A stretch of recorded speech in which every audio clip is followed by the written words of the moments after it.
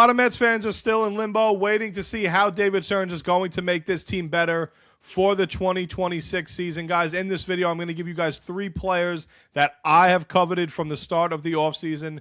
Now that the market is coming down, I think that these 3 players are more realistic than we thought that they could be. If you guys like daily Mets stuff, Giants, Knicks, I'm breaking down all stuff. Wrestling coming up very soon on the channel. Share, like, subscribe, because this channel is only going to get bigger. We're going to go through this journey together. The New York Mets will be good in 2026. I've been one of the more positive, outspoken guys that love what David Stearns has done throughout this offseason. I told you guys we needed to break up the core, and I'm finally glad that we have done that now.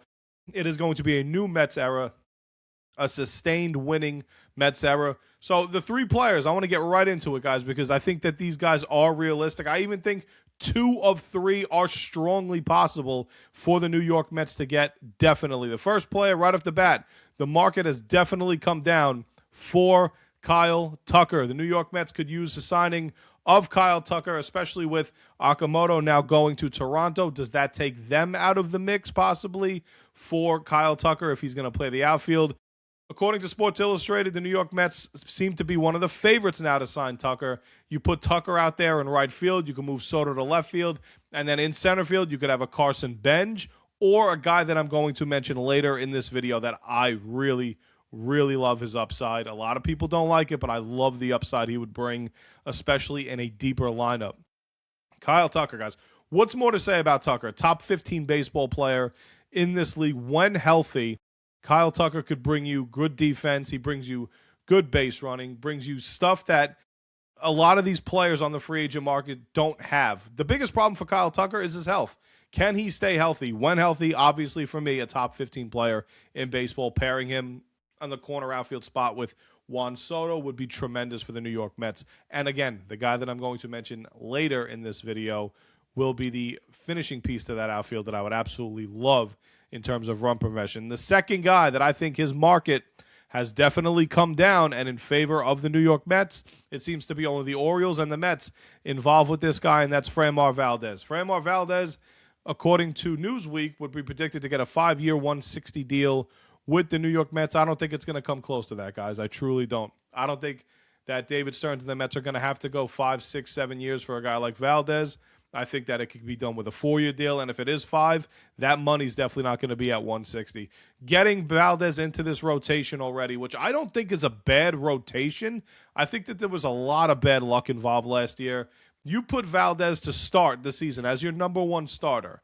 You bring him in. You have Nolan McLean as your number 2 starter. Brandon Sproat, your number 3. David Peterson, you mix it up. Peterson's there.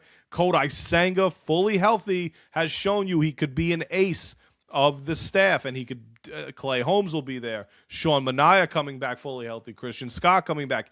You hear the names, and you start to say, wait a minute, that doesn't sound that bad of a rotation, especially if you add a guy like Framber Valdez. I think that could be really beneficial to the Mets. Ranger Suarez, I'm not the biggest fan of because of the injury history. And, I mean, I like that you're plucking somebody from Philly and you're gaining him.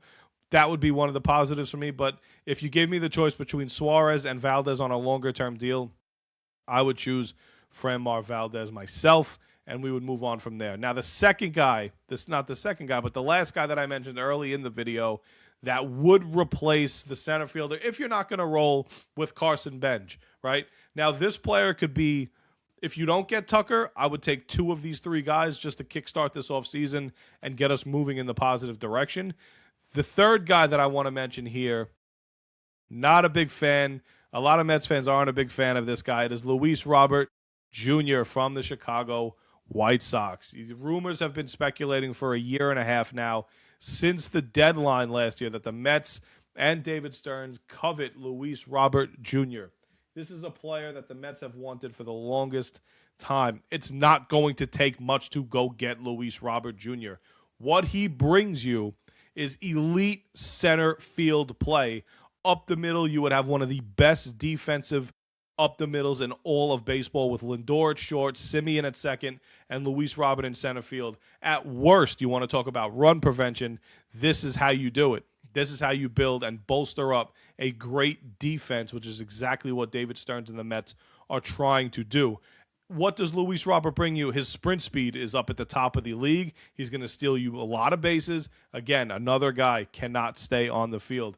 If you told me the Mets were going to bring in a Tucker and a Luis Robert, lengthen this lineup out to where Robert doesn't have to be one of the vocal points of the lineup and he could just play his game in a contract year, I would absolutely love the Mets to do something like that.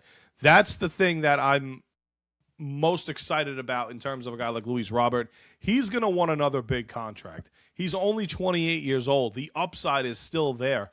5-tool MVP type upside is still there for Luis Robert Jr. Getting him in here with Lindor, Soto, you mix in Tucker, you mix in Simeon, these guys that don't strike out a lot, you're going to love that in this lineup.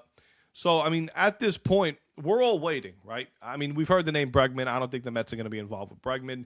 I don't think the Mets are going to be involved with some of the other big-time free agents out there, but I do think Kyle Tucker is becoming more realistic by the day. If I had to make a prediction, obviously, you know, if I had to say I don't think the Mets land Tucker, I think it's more possible the Mets land Bellinger than Tucker. I'd prefer Tucker over Bellinger, but I don't know what's going on over there with the Yankees, and they don't want to give Bellinger the years. I think that's the thing they're stuck on right now. If they're stuck on years, you would assume that Bellinger would make his way back to the Yankees. I don't know. Does the Okamoto signing to Toronto take Kyle Tucker out of their mix? That's a strong possibility. I know Bo Bichette's still out there. I don't think the Mets are going to be in the Bo Bichette camp. I really haven't heard any rumors regarding connecting the Mets and Bo Bichette. But what we've seen this offseason is a lot of these free agents that have signed already, and there's only been 10 to 12 big-time names out there. A lot of the guys that have signed have not been connected to the teams that they've signed with, especially the Japanese players. Nobody connected the slugger from Japan to the White Sox. Nobody connected Amai to the Astros, and nobody connected Okamoto to the Blue Jays. So this offseason has been kind of, until you hear news drop, unfortunately, that's kind of where we stand in limbo. And we hear Kyle Tucker's name with the Mets becoming more and more prevalent. So Mets fans are going to get more and more excited thinking that it's a strong possibility. Again, it's going to be on David Stearns and the Mets' terms. It's not going to be on Kyle Tucker's terms. He's not getting that 10-year deal that a lot of people thought he would get last offseason when people were predicting his free agency status this offseason. I just don't see that kind of market developing for Kyle Tucker, who is a tremendous player when he's healthy. Adding him to this lineup would bolster this Met lineup, bolster the length of this Mets lineup, which will be huge. Getting Luis Robert as well. And if you brought me into a season with Soto, Luis Robert, and Kyle Tucker as your outfielders, you're instantly a better team, especially in the outfield, than you were last year. What they do with a lot of these infield spots, I wanted to hit on really quickly. You have Mark Vientos, Ronnie Mauricio, Brett Beatty, Luis Angel Acuna. They got rid of Jeff McNeil, which was huge. You're not bringing all four of those guys in, right? Acuna is a guy I would probably like to keep on the bench as a pinch runner late and a late defensive replacement in games. Vientos is a guy that I think could be traded, definitely be traded. Would he be included in the Luis Robert deal? Mauricio is a guy that could be on the move. I know he has one option left, so he'll probably start the year in AAA if I had to predict, even if he's on the team.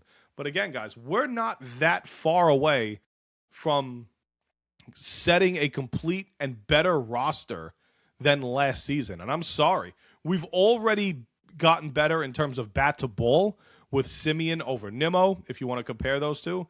We've already gotten better bat to ball with Polanco, less strikeouts in the lineup, more contact, more versatile. This is exactly what we're looking for as Mets fans, because this is what wins in October, right? The Yankees are a great example of mashing their way through the regular season, but once the postseason hits and the pitching gets better, guys just don't perform as well. Jazz Chisholm's a good example. Trent Grisham's a great example. These guys that don't perform well in the postseason, but they mash against a lot of garbage pitching throughout the regular season. Again, get me to that point.